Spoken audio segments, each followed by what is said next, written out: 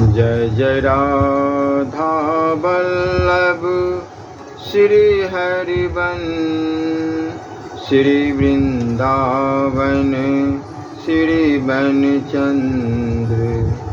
जय जय राधा वल्लभ श्री हरिवन श्री वृंदावन श्री बनचंद्र। ओम श्री परमात्मने नमः। श्री गणेशाय नमः। जब से भगवान है तभी से उनके भक्त हैं, और जब से भगवान की कथा है तभी से भक्तों की कथा का शुभ आरंभ है। अकेले भगवान की कोई लीला भी बन नहीं सकती। भक्त भगवान के लीला सहचर है।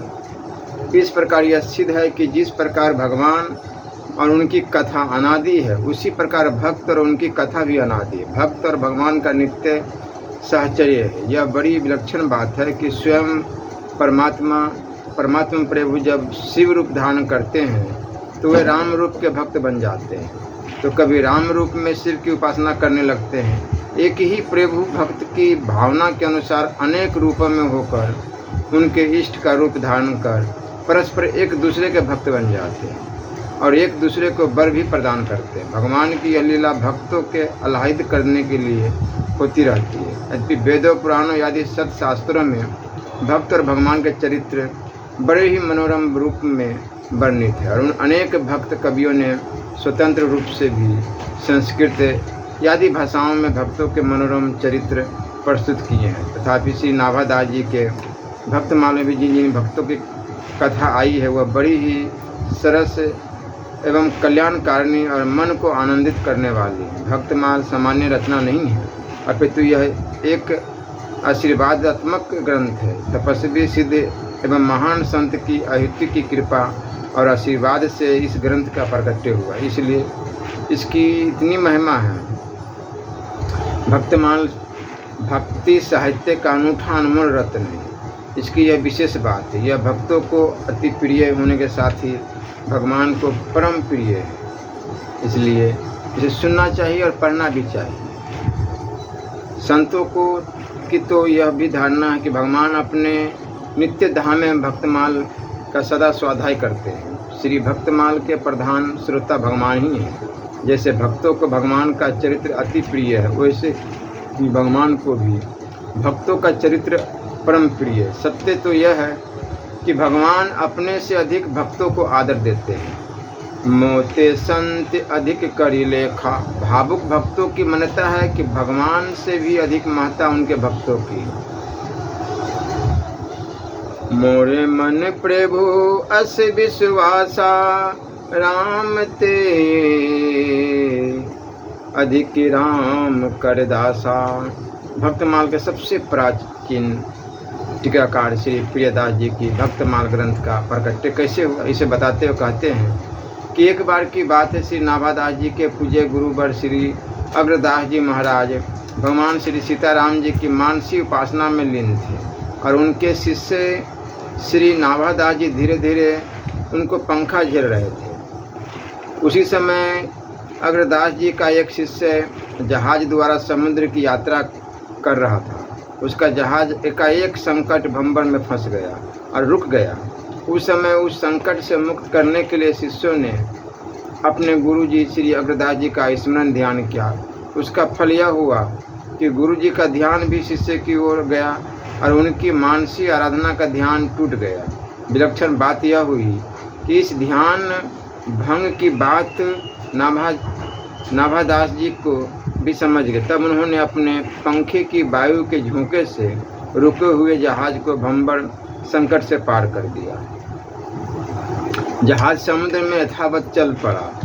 तब नाभादास जी गुरु जी से बोले, गुरुदेव वह जहाज पुनः चल पड़ा है, अतः अब आप पहले के ही समान भगवान के ध्यान में लग जाइए। यह सुनकर अग्रदेव जी ने आंखें खोली और कहा, कौन बोला? नाभादास जी ने हाजिर और कहा, वही आपका दास जिसे आपने अपना प्रसाद देकर पाला है। नाभादास जी की इस बात को सुनकर अग्रदास जी के आश्चर्य का ठिकाना न रहा, और वे मन ही मन सोचने लगे, ओह इसकी ऐसी ऊंची स्थिति हो गई कि यह मेरी मानसी सेवा तक पहुंच गया। आश्चर्य है, हो क्यों नहीं। ये गुरु पर श्रद्धा, विश्वास, गुरु सेवा से ही सब प्राप्त होती है कि गुरु अगर ध्यान में है, लीन है, तो भक्तों के पास जो उनके शिष्य होते हैं उन्हें भी सब ज्ञात हो जाता है। ये बहुत कठिन की बात है, सब बड़े कोई बिरले होते हैं जो यहाँ तक पहुँच पाते हैं।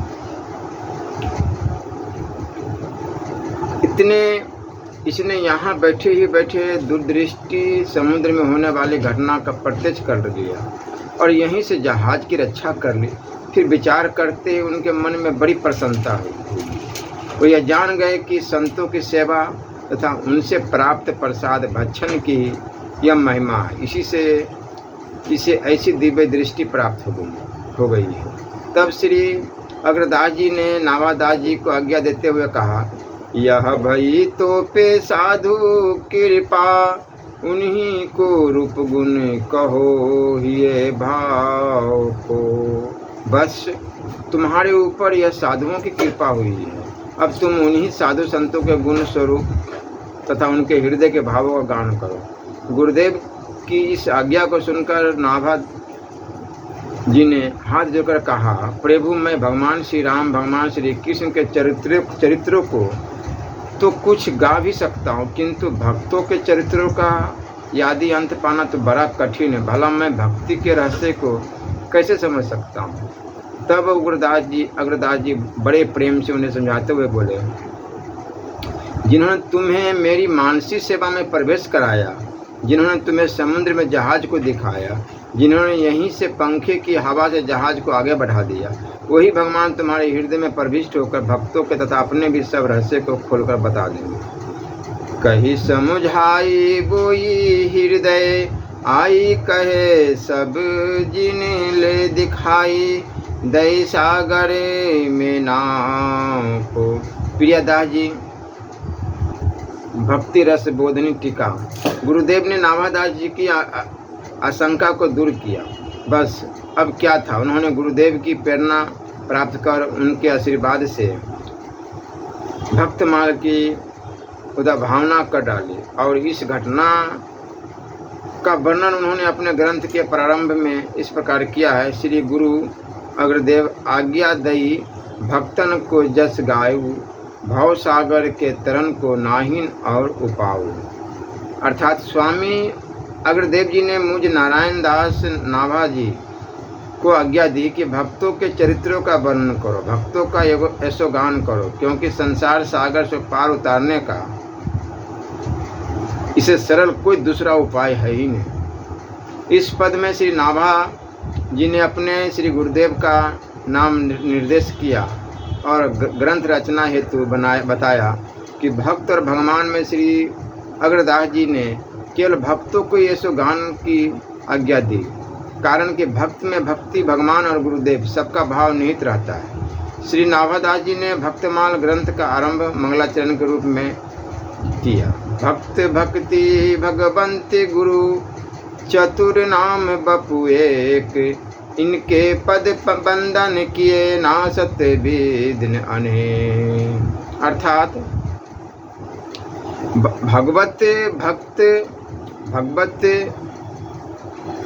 भक्ति, भगवान और गुरु कहने को तो यह चार है, किंतु वास्तव में इनका स्वरूप एक ही है। इनके चरणों में नमस्कार करने से समस्त विघ्नों का नाश हो जाता है। मंगलाचरण का यह दोहा ही भक्तमाल का ग्रंथ का सर्वस्व सार है और इसी दोहे की भित्ति पर भक्तमाल रूपी ग्रंथ स्थित है। जैसे गाय के थन देखने में चार है, लेकिन चारों के अंदर एक ही समान दूध भरा रहता है, वैसे ही भक्त, भक्ति, भगवान और गुरु ये चारों अलग अलग दिखाई देने पर भी सर्वथा अभिन्न है। चारों में से एक से प्रेम हो जाने पर तीनों स्वत प्राप्त हो जाते हैं। इस दोहे में भक्त शब्द का प्रारंभ में प्रयोग होने से भक्तमाल में भक्त की प्रधानता श्री नाभादास जी ने दिखाई। जैसे माला में चार वस्तुएं मुख्य होती है, मनिया, सूत्र, सुमेरु और फुंदना, गुच्छा, वैसे ही भक्तमाल में भक्त जन्म मणि है। भक्ति के सूत्र है जिसमें मणियाँ पिरोई जाती है। माला के ऊपर जो सुमेरु होता है वो है गुरुदेव, और सुमेरु का जो गांठ रूपी गुच्छा खुदना है वो है भगवान। जिस प्रकार माला में मणि की विशेषता पर माला का नामकरण होता है तथा रुद्राक्ष माला, तुलसी माला आदि, वैसे भक्तों की माला होने से इस ग्रंथ का नाम पड़ा भक्त माला। इस प्रकार प्रारंभ में श्री नाभादास जी ने 4 दोहों में मंगलाचरण करके आगे 56 शब्दों में भक्तों के चरित्रों का सुंदर महिमा गाई है। पूरा ग्रंथ 56 और दोहे में उपनिबद्ध है। इस प्रकार भक्तमाल ग्रंथ भक्ति साहित्य का एक विलक्षण काव्य बन गया है। पूरा ज्ञानवर्धक बातें भरी पड़ी है। नाभादास जी कहते हैं कि भक्तों के गुण और चरित्र का वर्णन करने से इस संसार में कीर्ति और सभी प्रकार के कल्याणों की प्राप्ति होती है। आदि भौतिक, आदि दैविक, आध्यात्मिक तीनों तापों का नाश होता है तथा इसमें अटल रूप से भगवान का वास हो जाता है।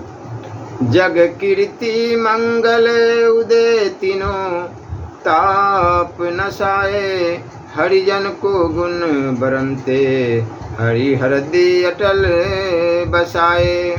पुनः वो जीवों को सावधान करते हुए कहते हैं कि यदि भगवान को प्राप्त करने की आशा है तो भक्तों के गुणों को गाइए, निस्संदेह भगवत प्राप्ति हो जाएगी। नहीं तो जन्म जन्मांतरों में किए गए अनेक पुण्य भुने हुए बीज की तरह बेकार हो जाएंगे। भुने हुए बीज पुनः अंकुरित नहीं होते, उनसे कल्याण न होगा, फिर जन्म जन्म में पछताना पड़ेगा।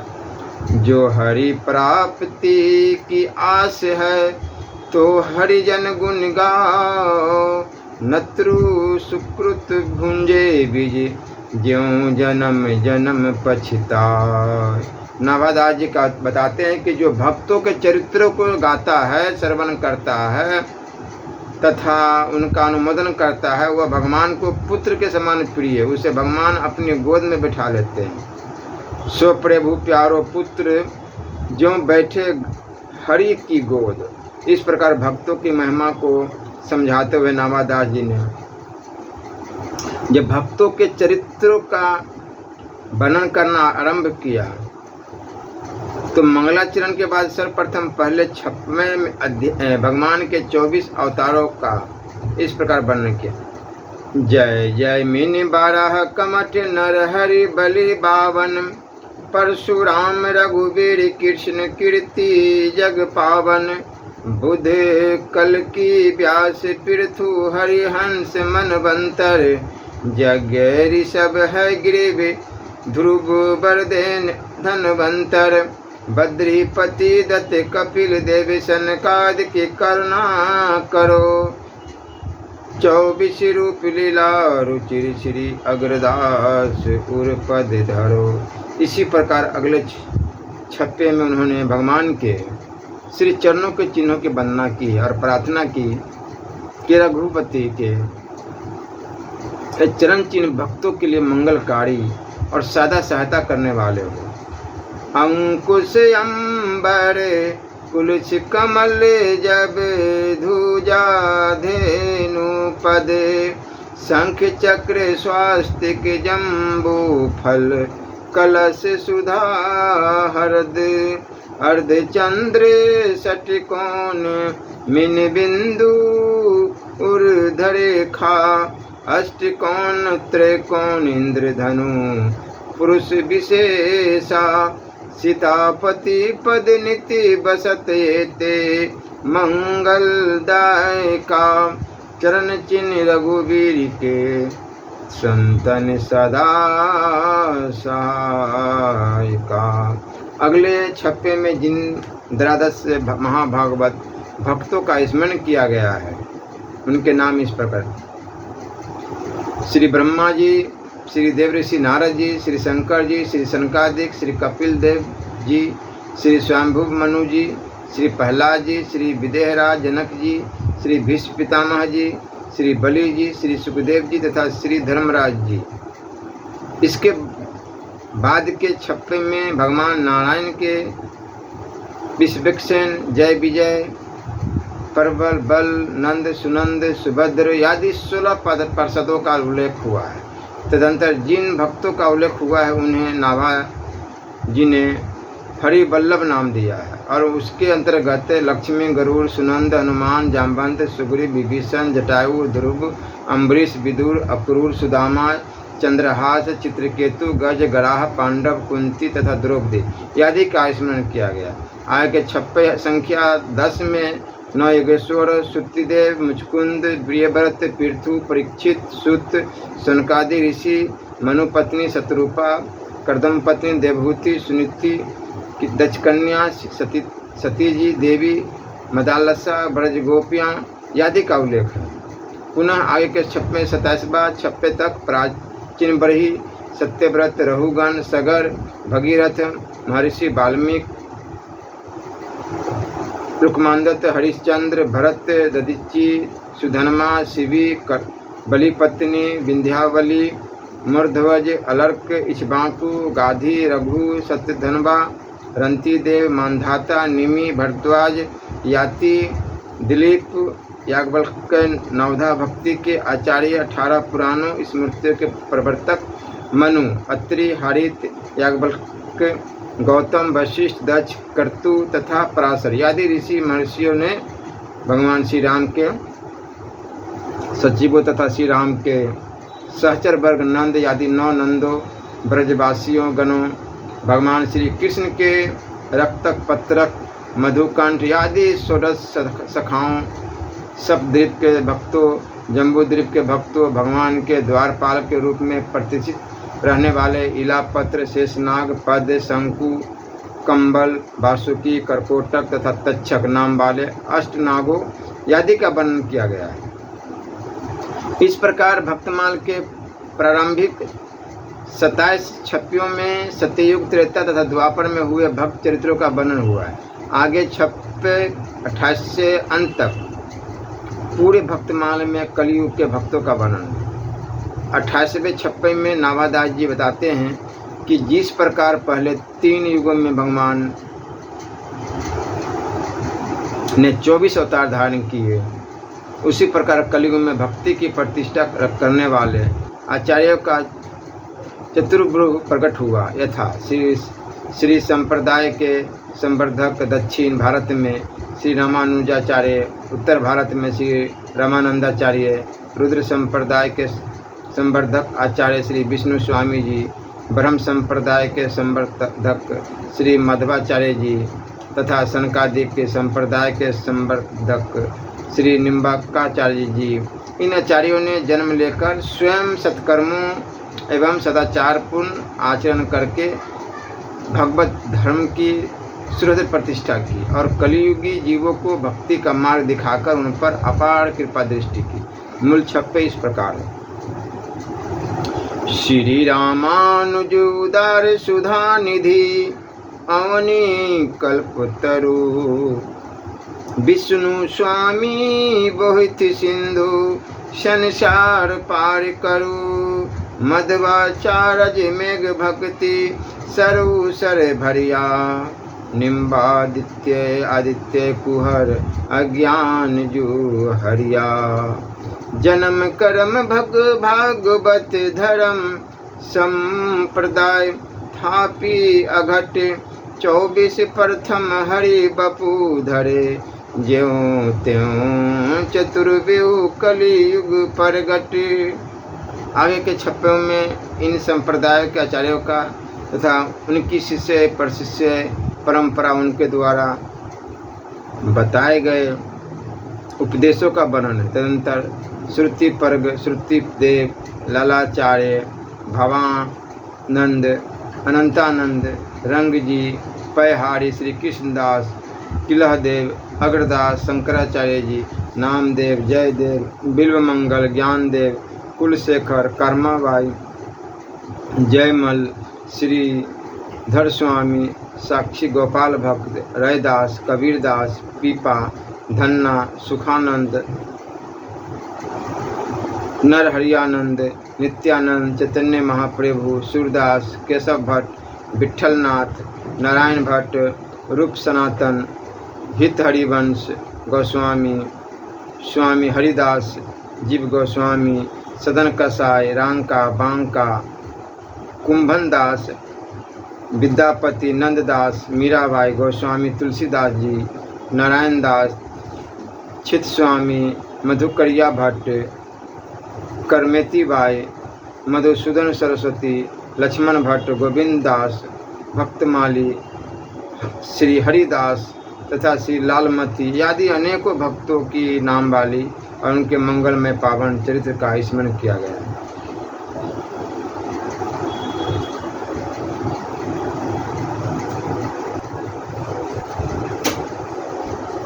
कहकर कुंदन करती, कभी कीर्तन करते हुए नाचने लगती। कर्माबाई कभी कीर्तन करती, कभी नाचने लगती और कभी हंसते हंसते लोटपट हो जाती। नन्ही से बच्ची के भगवत प्रेम को देखकर घर के लोग प्रसन्न हुआ करते थे। करमेती की इच्छा विवाह करने की नहीं थी, परंतु लज्जावश वह कुछ कह न सकी। पिता ने उनका विवाह कर दिया, लेकिन जब ससुराल वाले ने उसे लेने आए तब वह व्याकुल हो उठी। जो शरीर श्याम सुंदर का हो चुका उसे दूसरे के अधिकार में कैसे दिया जा सकता है। उसने अपने प्रभु से प्रार्थना प्रारंभ की और जो कातर होकर उन श्री वृंदावन चंद्र को पुकारता है उससे अवश्य मार्ग मिल जाता है। करमेती को भी एक उपाय सूझ गया। आधी रात को जबकि सब लोग सो रहे थे, वो अकेली बालिका चुपचाप घर से निकल पड़ी और वृंदावन के लिए चल पड़ी। सवेरे घर में करमेती के न मिलने पर हलचल मच गई। परशुराम पंडित जानते थे कि उनकी पुत्री कितनी पवित्र है, किंतु लोक लज्जा के भय से अपने यजमान राजा के पास गए। राजा ने अपनी पुरोहित की सहायता के लिए चारों ओर घुड़सवार भेजे कि वे करमेती को ढूंढ लावे। करमेती दौड़ी चली जा रही थी। रात्रि भर में वह कितनी दूर निकल आई सो उसे पता ही नहीं। सवेरा होने पर वह भी भागी ही जा रही थी कि उसने घोड़ों की टाप का शब्द सुना। उसे डर लगा कि घुड़सवार उसे ही पकड़ने आ रहे हैं। आसपास न कोई वृक्ष था और न कोई दूसरा छिपने का स्थान, किंतु एक ऊंट मरा पड़ा था और रात्रि में सियारों ने उसके पेट का भाग खा लिया था। करमेती की दृष्टि ऊंट के पेट में बने कंदरा पर पड़ी।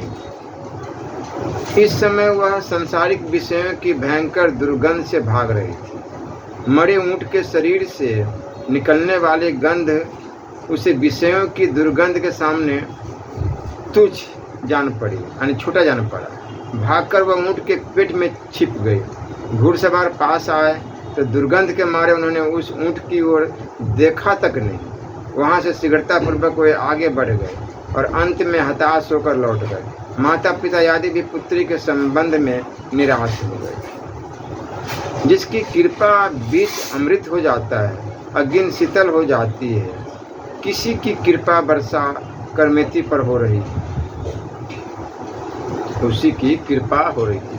ऊंट के शरीर में वह भूखी प्यासी 3 दिन छिपी रही। उस सड़े हुए ऊंट के शरीर की गंध उसके लिए सुगंध में बदल गई थी। चौथे दिन वह वहां से निकली।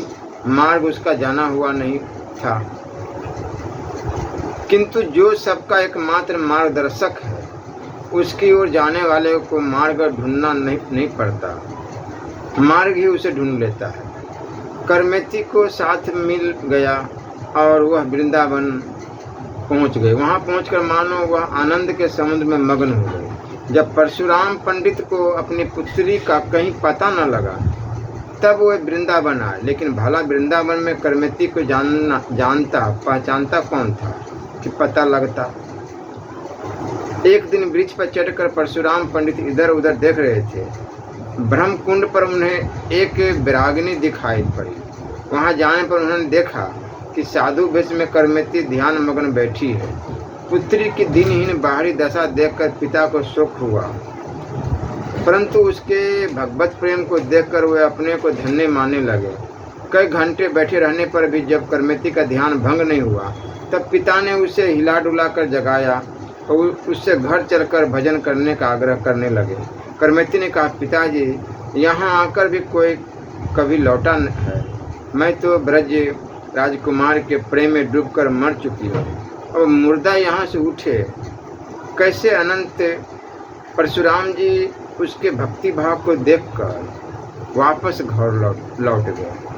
राजा ने जब यह समाचार सुना तब वो भी करमेती के दर्शन करने वृंदावन आया। राजा के बहुत आग्रह करने पर करमेती बाई ने एक छोटा कुटिया बनवाना स्वीकार कर लिया।